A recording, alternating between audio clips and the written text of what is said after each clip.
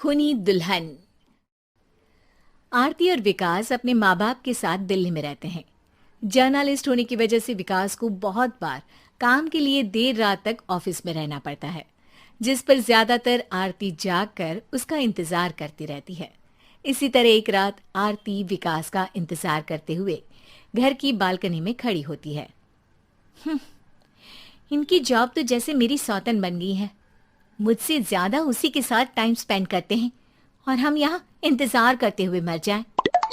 अपने आप से ये सब बोलते हुए आरती की नजर मोहल्ले के कोने वाले घर पर पड़ती है, जिसकी लाइट्स ऑन देखकर वो हैरान रह जाती है। ये इस घर की लाइट्स कैसे ऑन हो सकती हैं?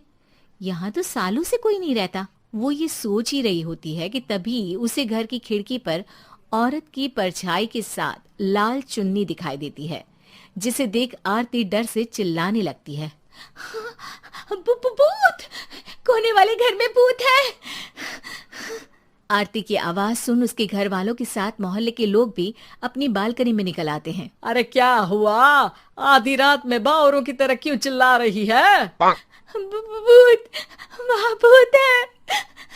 आरती की बात से सब उस घर की तरफ देखने लगते हैं, लेकिन वहाँ कुछ नहीं होता। भाभी जी, लगता है आपने सपना देखा होगा। मैं बालकनी में खड़ी होकर सोऊंगी क्या? बता रही हूँ, अपनी आंखों से देखा है। घर की लाइट्स ऑन थी और वहाँ किसी का साया भी था। अरे तुम अक्सर विकास भैया के इंतजार में देर रात तक जागती हो ना, क्या पता नींद पूरी नहीं होने की वजह से कोई भ्रम हुआ हो। मोहल्ले के सब लोग और आरती के सास ससुर उसे समझा ही रहे होते हैं कि अचानक उसी घर से किसी औरत के गाने की आवाज सुनाई देती है। आजा ओ मेरे प्रियतम आजा। आवाज सुन सब हैरानी और कंफ्यूजन से उस घर की तरफ देखने लगते हैं कि तभी उन्हें लाल जोड़े में औरत का साया वहां दिखता है, जिसे देख पूरा मोहल्ला सकते में आ जाता है। अरे ये तो कोई दुल्हन है। अरे नहीं नहीं, भूत नहीं है। अरे फिर तो पक्का तेरी दुल्हन है। अरे नहीं नहीं, वो तो मायके गई है। हद है, पहले इससे निपट ले, बाद में इस पर डिस्कशन कर लेना। बड़ा भ्रम बोल रहे थे ना, अब फटी ना सबकी। और नहीं नहीं, मैं किसी से नहीं डरता भाभी जी। भूत जैसा कुछ नहीं होता।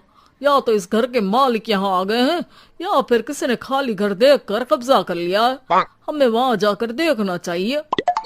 बात में लॉजिक मानकर सब बाहर इकट्ठा हो जाते हैं कि तभी विकास भी वहां पहुंच जाता है। क्या बात है? इतनी रात को पूरा मोहल्ला यहाँ कैसे? भूतिया दुल्हन की वजह से। क्या तुम्हारे अलावा भी कोई दुल्हन भूतिया हो सकती है?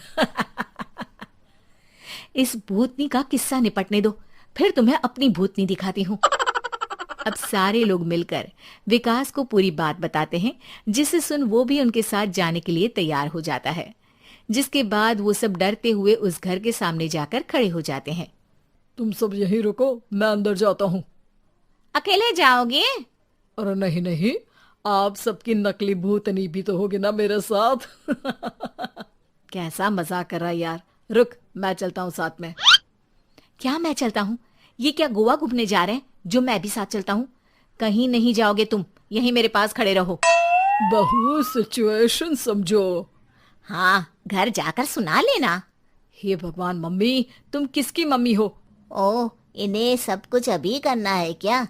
नहीं, यहाँ पंचायत बैठा देते हैं आपके परिवार के लिए। इस पर मामला शांत करके अब वो लोग इधर उधर से घर के अंदर झांकने की कोशिश करते हैं।